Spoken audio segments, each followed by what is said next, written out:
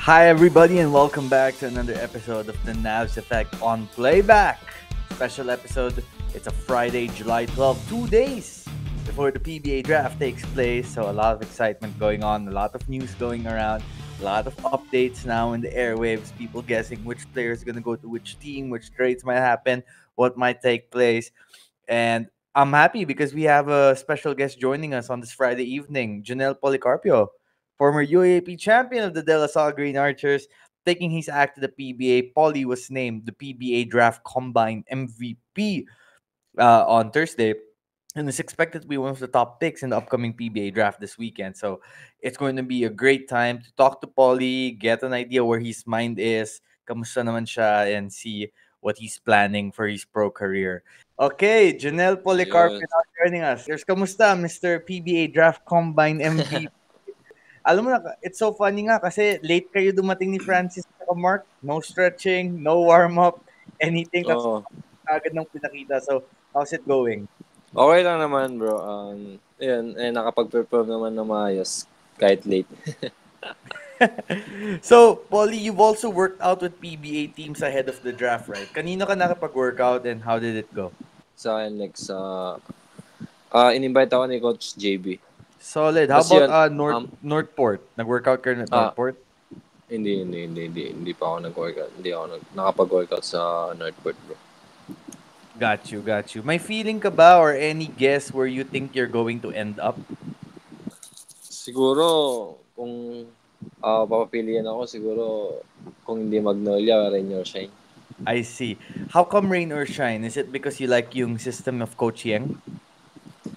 Siguro, para sa akin, yung system ni Coach Kaloy, From the college days. Oo. Lasal. Kasi yung offense namin sa Lasal, parang same lang sa Rainier Shine.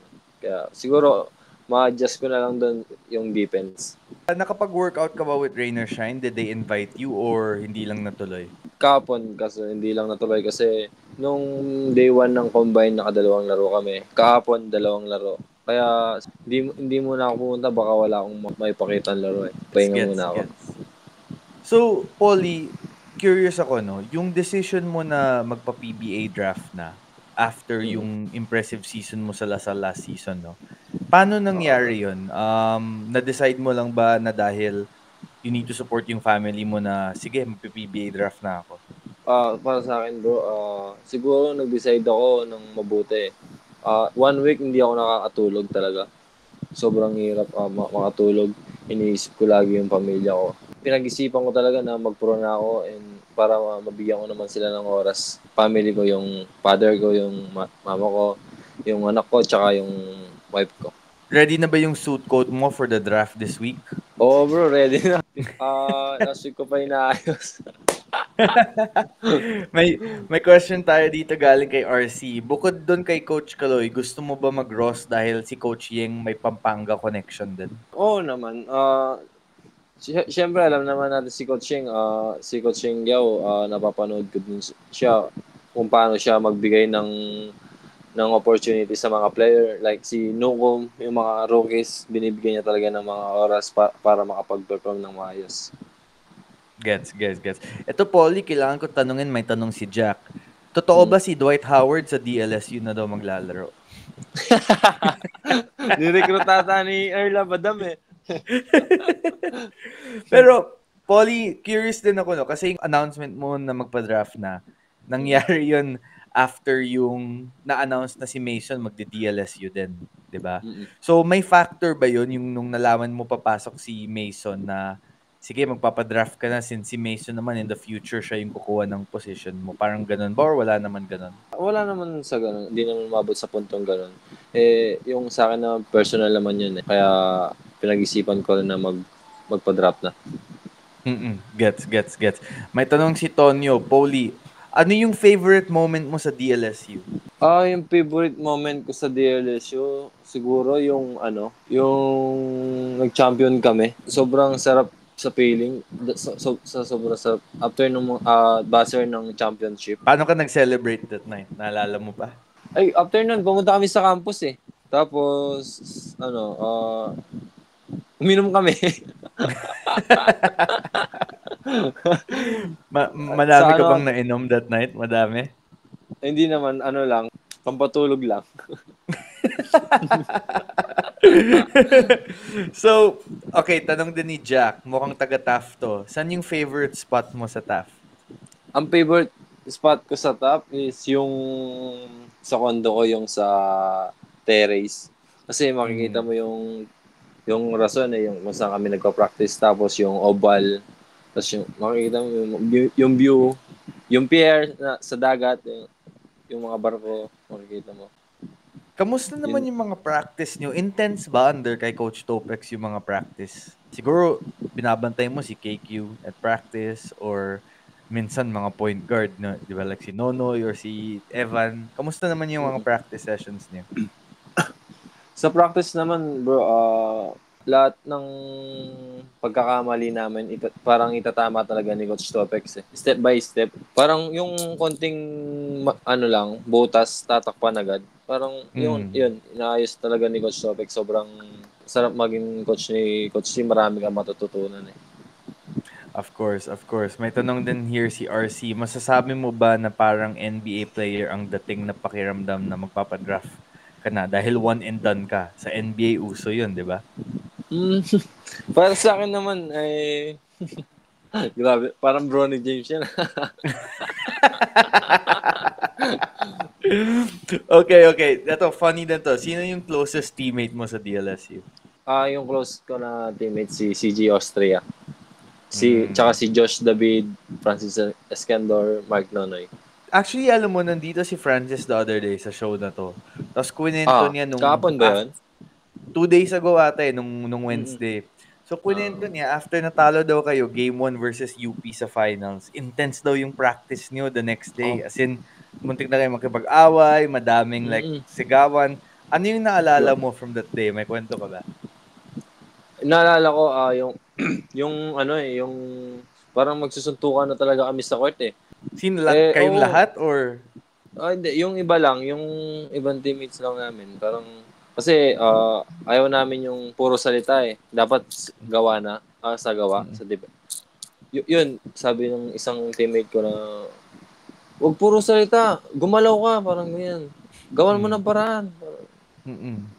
Tapos yun, bugbuhan talaga. Tapos bam, physical, tulak, siko, talagang gano'n kasi ginawa sa amin ng UP game 1 ng finals.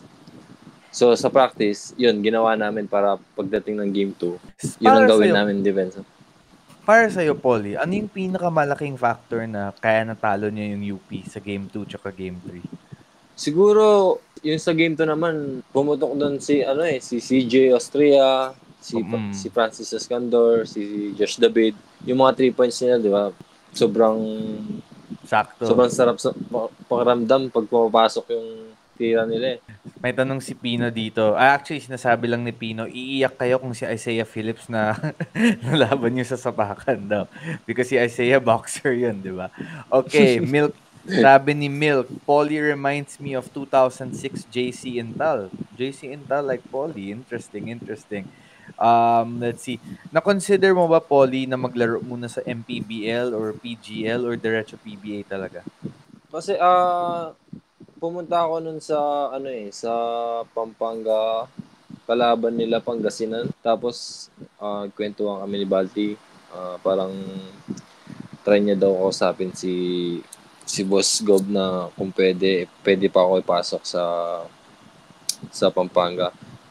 Sa akin, malaking opportunity naman yun eh. Bago ako magpa-drop, kung sakali man na may kumuha sa akin, bro, sa PBA, yun, para may experience din ako sa physical, sa MPBL. Kung sakali lang.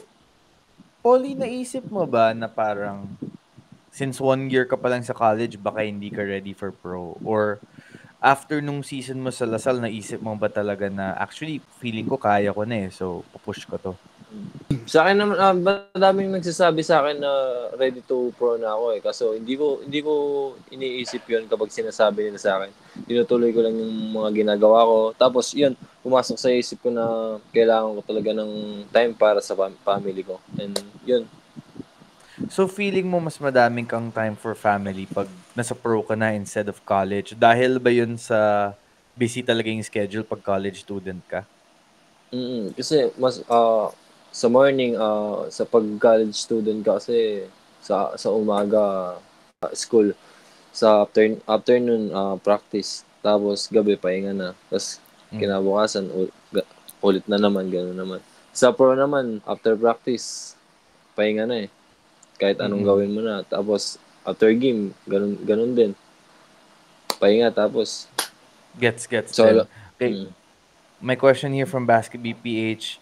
There are 5 of you archers na sasali daw sa draft, no? From last season, ikaw, si Ben, si Francis, si Evan, si Mark. Sa palagay mo, saan kayo lahat mapupunta? Lahat ng kayong 5 graduating archers or green archers na part ng championship team, which teams do you think kukuha sa inyo? Best of luck sa aming 5, siguro yung may nakita naman ng mga coaches or yung mga manonood na yung perform namin pang bibigay talaga namin yung 100% para makuha yung panalo hanggang sa championship game. Tama. Sabi ni Good Karib, luck sa... Sabi ni Karib, yung 5 na yun, pwede daw kayo mag first 5 sa PBA. Oo nga eh. Pwede, di ba? 5 na lang ako for si Ben. may offer ba na galing abroad na inisip mo, Poly, or PBA talaga yung nasa concentration mo? Kasi yung agent ko si Coach Brody, meron siya kausap sa KBL. Kaso, yun, dito muna ako sa PBA. And yun, gusto ko rin pangarap ko din talaga maglaro sa PBA simula nung bata pa ako. Tama. Okay, let's see. May mga nagtatanong, Poly, like, muntik ka na ba lumipat sa Letran after umalis ka ng Lasal? Or hindi mo talaga inisip yung Letran? PBA lang talaga yung aalisin mo para sa Lasal? Sa totoo lang, wala akong nakausap sa Letran. Wala talaga akong connection doon sa Letran. And kung sakali man na aalis ako sa Lasal, hindi ako lilipat sa ibang school, magpo-pro na talaga ako, or PBL or PBA. May tanong dito si Tonyo. Actually, good question to no? Ano yung sa palagay mo are the benefits na magpo-pro ka ng mas maaga compared sa mga ibang nagpo-pro na mga 26 na sila, 27, meron pa nga almost 30 na, di ba? Ikaw 22 ka pa lang so yung team na kukuha sa'yo, madaming time para i-develop ka kasi growing ka pa as a basketball player, di ba? So sa palagay mo, ano yung benefit ng mas maaga ka nag-pro? Para sa akin kasi mas bata ako mas marami ako matututunan habang bata ako. And yun, mas aaba yung career ko sa PBA kung mas bata pa ako papasok. Good question Polly, para sa'yo, sino mas magaling? Si Balti or si KQ? Para sa akin, parehas lang sila eh. Parehas silang may shooting, parehas silang may post. Wala, same lang talaga. Walang bias. Bro, gusto ko din malaman balik tayo sa UAP last season. Kasi, di ba nung second round game laban sa UP, may parang tapos na yung game, panalo ko. Yung ganda ng pinakita mo that game, naalala ko Tapos naalala ko, nag-usap din tayo before that game. Sabi mo, excited ka talaga makalaban UP kasi UP tumalo sa inyo sa PhilOil Finals. First round ba yun? Diba? Second round? Second round yung magandang performance mo. Yung nanalo kayo sa kanila. Second round. Okay. Di ba may parang bungguan kayo ni Harold ng konti at the end na may madaming nag-post ng content social media. Ano ba yung kwento doon? Oo. Kaya one thing na maganda din kasi yung laro ko doon, may fans ng UP. Sinabihan ako na ang yabang nyo, wala pa kayong napapatunayan, hindi pa kayo nag-champion. Ang yabang nyo na. So, yun. Inisip ko yun, pero ginawa ko motivation para sa laro. Yun naman kay Harold ba yan? Yung binunggo ako, no? Diba? Na-block ko yun si Pablo Si Pablo, tapos ginanon ko siya. Emotion lang naman yun sa laro. Para sa akin, wala naman yun Mabait naman din si Harold. Pero walang salitaan after. Parang angasan lang ng konti na tinginan lang. Pero walang salita. Oo. Walang salita. Angasan lang. Tinginan lang. Mas gano'n lang. Kasama naman din sa laro yun Tama. Sabi ni Pino, lesson sa mga fans, wag i-trash talk si Policarpio. And then, sabi naman ni JM na from Lasal, Huwag kang mag-alala, Polly. Na-hype kami sa ginawa mo. Actually, yes, madaming na-hype nga dun. Good question. Yes, I think na-meet niya si Jacob and Kian because they started practicing sa DLSU. No? Tropa ko naman sila mga. Nakakasama ko naman sila. Nagkukulitan kami. Yes, sir. Yes, sir. For sure. Polly, para sa'yo, no? Ano yung part ng skills mo na kakasya agad sa PBA? Tapos ano yung kailangan galingan mo pa talaga? Para sa akin siguro yung advantage ko sa yung position ko yung 4 mabilis ako sa 4 and yun yung papracticean ko pa ng mas matagal at maayos siguro yung shooting ko and yung dribblings.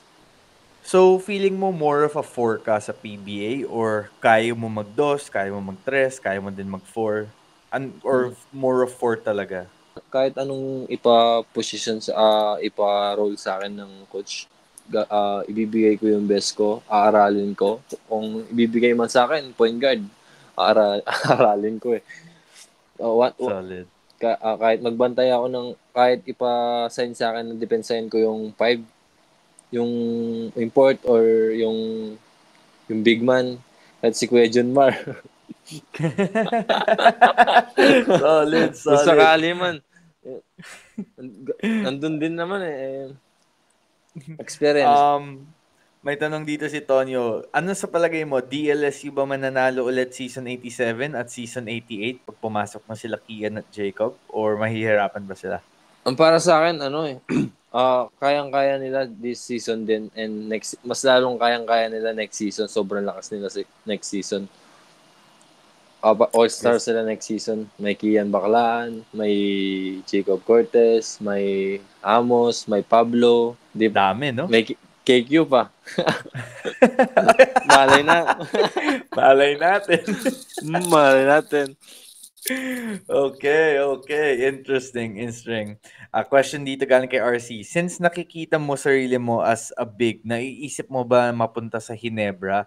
Since yun ang pinakasikat na team. Tapos maganda ng record ni Tim Cone sa pag-develop ng big man. Gusto mo ba mag-Ginebra? Parang feeling ko na-draft ka bago mag-Ginebra eh. Sobrang saya ko siguro kapag napunta din ako sa Ginebra pero tignan natin bro kung saan man mapunta. Tama, kasi importante yung magandang culture tsaka team mapuntahan mo di ba? Tanong ni JM, any PBA idols na dream mong makalaro pag na-draft ka na? Sino mga PBA players na yun na dream mong bantayan? Una si Justin Brownlee and si Jamie Malonzo. Solid. Oo nga, Malonzo, Lasal din, di ba? Pareho kayong Lasal. Tama. Pwede mo ba ito sagutin? Kung hindi mo pwede sagutin, okay lang. May nakausap ka bang coach during nung combine? Sino yung mga nakausap mo? Pwede ba ilabas yun, bro? Sige, wag natin ilabas yun para low-key. Sige. Surprise. Surprise yan. Okay, short break muna tayo. Guys, I have a giveaway para sa mga viewers natin today watching live. Last time, I gave away chocolate chip cookies. This time, ito papabigay ko, Polly, DLSU t-shirt from Varsity Lifestyle. Yes, the t-shirt, giving it away. So to join the giveaway, baka si Polly, kailangan din bigyan natin, di ba? Excel ako, bro. Excel. Gets. Forward ko yun sa team. Okay, so to join the giveaway, 3 simple instructions. 1, follow me on Instagram at Naveen Ganglani. Number 2, follow Varsity Lifestyle Co. on Instagram. And then number 3, answer niyo yung simpleng question na to. How many years did Jonel Policarpio play in the UAAP? Simple lang, di ba? How many years did Polly play in the UAAP? We're giving away a free DLSU t-shirt courtesy of Varsity Lifestyle. Again, follow me on Instagram. Itatype ko to, ang username ko. And then follow at Varsity Lifestyle Co. on Instagram. And then answer the question, how many years did Policarpio play in the UAAP? Okay, nice. Fun giveaway yan, guys. Don't forget. And ako na din, sagot ko na din yung delivery charge. Tapos papadala ko na din yung XL ni Polly. Okay. Yun, no? Thank you, bro. I got you, bro. Papalitan ko yan, bro, sa Sunday ng sisig. Ayun. Pampang. Kumakain ka sisig, bro? Oo, bro, for sure, for Sige, sure. sige, Sarap ng sige, sige, sisig, sige. gala. Sige. Pupunta ka sa Got you, mall got on you. Sunday. Nandoon ka sa draft or sa Pampanga ka lang manonood? Nasa, punta ako sa event. Sa mismong place. Sa Ayala ba yan? Ay, sa Glorieta. Oo, Glorieta. Ikaw, tama, bro. tama. Check ko. Baka magtatrabaho ako from here or punta ako sa Glorieta. We'll let you know. Pero Sige, sige, sure bro. ako magkikita tayo, bro, pag bibigay ko yung t-shirt mo. Yun. Aha, good question here from Milk. Polly, kanino mo minodel yung game mo after? Like, may idol ka ba na pinanood mo and you're like, uy, sige, gagayahin ko yan. Yun, si Jamie Malonzo and Justin Brownlee. Kasi athletic, may shooting, may dribbling. Solid. Okay, thank you so much. If you guys have any more questions kay Polly, padala niyo lang. Alright. So bro, natutuwa ako eh. I want to know yung mga kwento from last UAP season. Meron bang game or anywhere na nagkasagutan ka with a player from another team? Tapos napikon yung Sa, player sa UAP nung naglalaro ka for sa Lasal? kalaban or teammates? Kalaban or teammate, kahit practice. Kasi alam ko, minsan na-enjoy mo din yung pag-trash talk ng konti sa court, di ba? So, ever ba may napikon during a game or practice? Wala naman kasi kapag kasi nasa court ako, pag nakaka-score ako, yung time ng UAP, ginaganon ko, di ba? Parang gaganon ko. Tapos, pag sila na mga offense, bubungguin ko sila eh. Parang, hindi ko napapascore. Ayokong makaganti sila sa akin eh. Pero madaming sikoan ba sa UAP? Oo, Pag naglalaro kayo? Meron din, minsan. Meron din. Madalas ba nagigising ka the next day, sobrang sakit ng katawan mo? Para sa akin, nasanay na ako sa physical din na laro, bro, dahil sa ligang labas. Pero last kong ligang labas yung nagkagulo. Binawalan ako ni Coach T. Nagkagulo. So, may tanong ako, bro, no? Like, curious ako. Kasi madaming UAP player, hindi lang naman kayo nagliligang labas talaga eh. Diba? Madaming player from ibang teams, hindi lang nakikita online. So, para sa'yo, ano yung appeal ng paglalaro sa ligang labas na kaya napapayes kayo? Para sa akin naman, bro, dati doon ako kumukuha ng kumpiyansa sa ligang labas kasi mabibigyan ka ng mas malaking oras eh. Pwede pa kung may time na hindi ka na ilalabas 40 minutes ka maglalaro eh. Kahit anong gawin mo, kahit magpasa-pasa ka ng pag ganyan-ganyan, layup kang pag ganyan-ganyan, pwede. Kahit magloko. Yung mga ligang labas ng ganyan, binabaya din ba kayo minsan para maglaro dyan?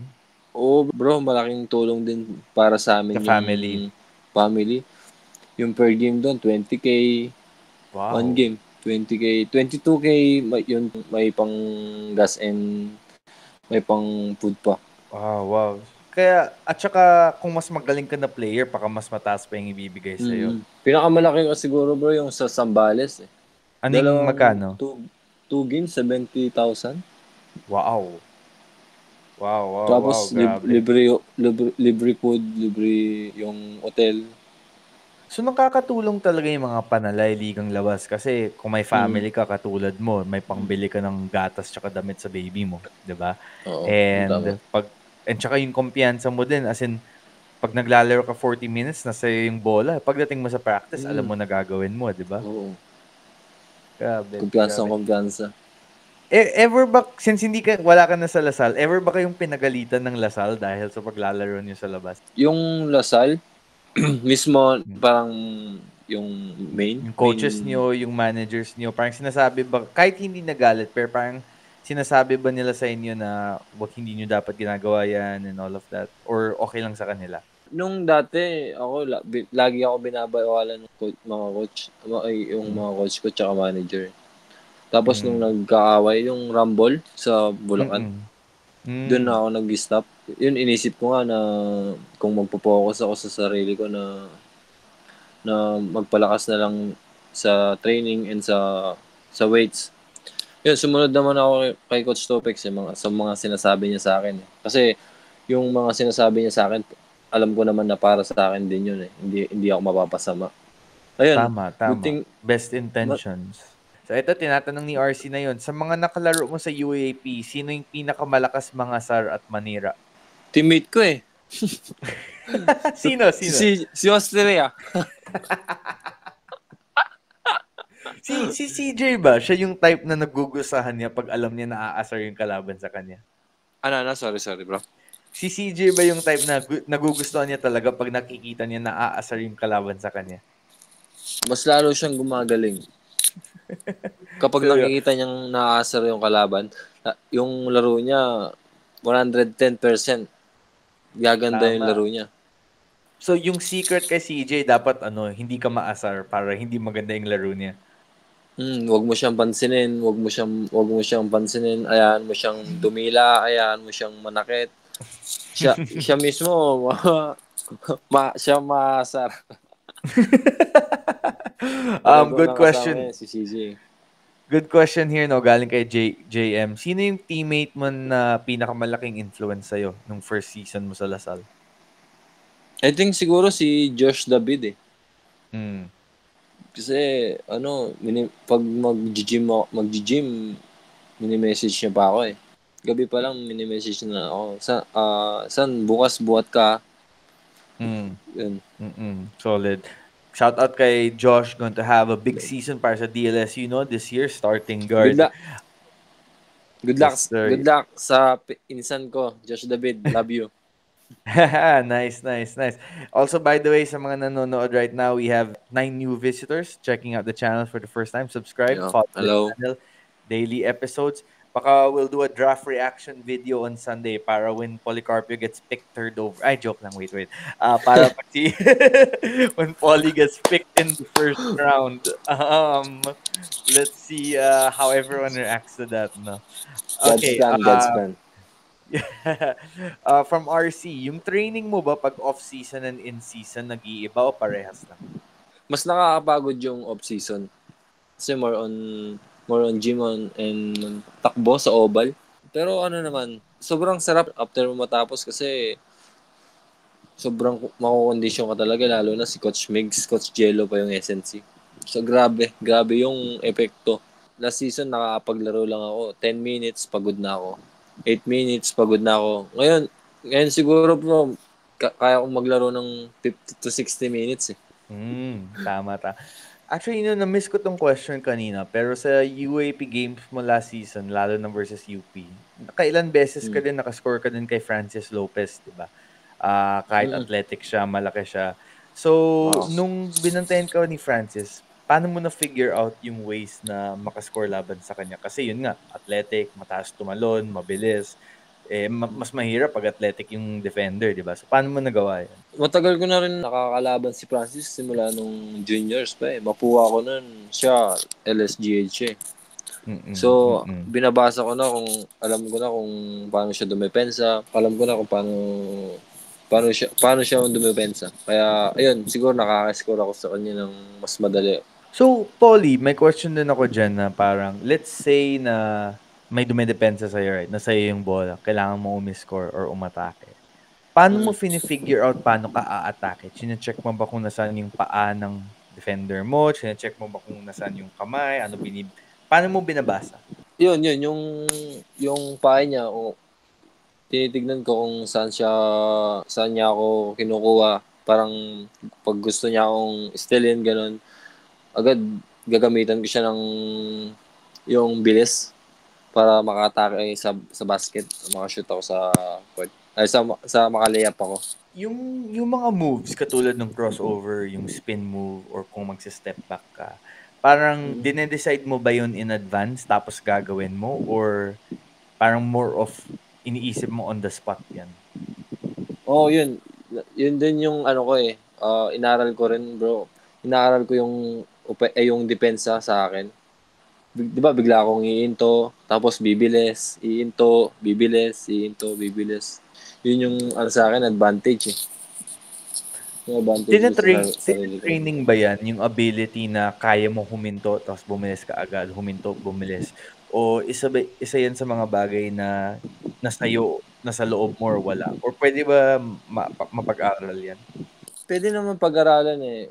Kasi high school pa ako, talagang pinapractice ko to mag-isa eh. Crossover, slow, tapos drive, mabilis, yun. Solid, solid. Sige, may tanong dito galing kay Milk. Polly, ano yung thoughts mo sa bagong mga Kapampangan ballers? Katulad mo, katulad ni Balti, katulad ni Jake Figueroa, Lebol Garcia, si George Diamante, pati din si Manansala ata Pampanga din, di ba? So, Mm-mm. bakit parang ang gagaling yung mga, I mean, lagi naman magaling yung mga taga Pampanga since before pa, di ba? Pero, ang dami nyo na yun na on the up, on the rise talaga galing Pampanga eh. So, paano yun nangyayari? Ano ba meron sa Pampanga na kaya ang dami sa inyong galing mag-stand out? Para sa akin siguro yung kapag sinabing Kapampangan, palaban eh. Sinasabi niya, dugong aso, di ba? Palaban. Ayun. Tsaka yung confidence ng Kapampangan kapag naglalaro sa court, 100% eh. Iba yung confidence ng mga Kapampangan na kaya yan. Kahit hindi kaya yan. Subukan natin, pare-pares lang tayo kumakain ng kanin. Ganun yung mindset ng mga Kapampangan eh. Kaya, yun, para sa akin na bro, Gaano kalaking influence si Arwin sa'yo? si Kuya Arwin, siguro yung na-influence ako sa kanya, yung mga shooting niya eh. Sobrang, yung shooting niya parang 100% eh. Sa 3 points. Saka yung mga one dribble niya. Doon ko talaga kinuha yun eh. Yung mga 3 points niya, yung mga one dribble pull-up niya. Ang taas eh. Parang lumulutang siya sa yung one dribble niya eh. True, tama yun. Yung Yung pull-up pag, chip. pag lumalaki ka sa Pampanga, tapos naglalaro ka, tapos di ba katulad ng sinabi mo, tugong aso kayo.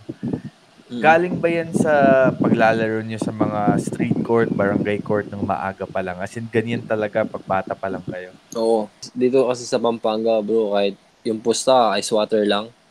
Yung tubig.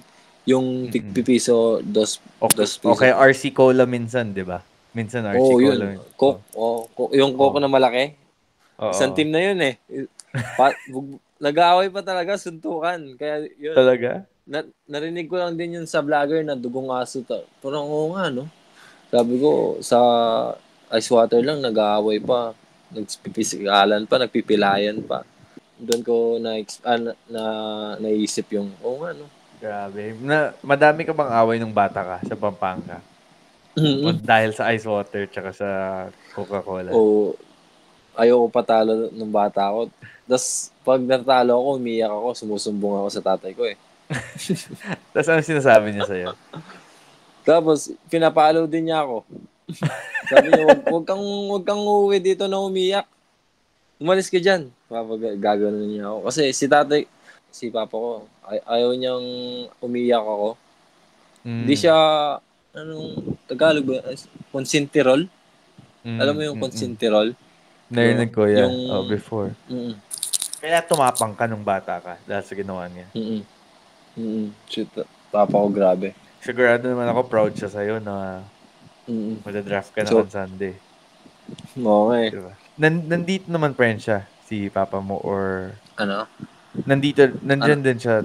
Kasama mo pa rin siya, si papa mo. Nasa labas. Sa Pampanga. Nandito siya. Pupunta siya sa Manila. Oo, pupunta Para sa draft. Manonood. Grabe. Tanungin mo Sobrang siya. excited nga nila eh. Tanungin mo siya after mapadraft ka. Tanungin mo siya after mapadraft ka. Umiyak pa rin ba ako? Hindi na, di ba? Hindi naglalabas ng ano yun. Hindi naglalabas ng emotion? Puro bad, yung mga mahina ko, yun yung sinasabi niya. Hindi niya sinasabi, galing mo. Ganun. Hindi niya sinasabi sa akin yun. Mas magaling masama pa rin yung sasabihin niya. Oo. Mas magaling ako sa'yo nung bata ako, sabi niya.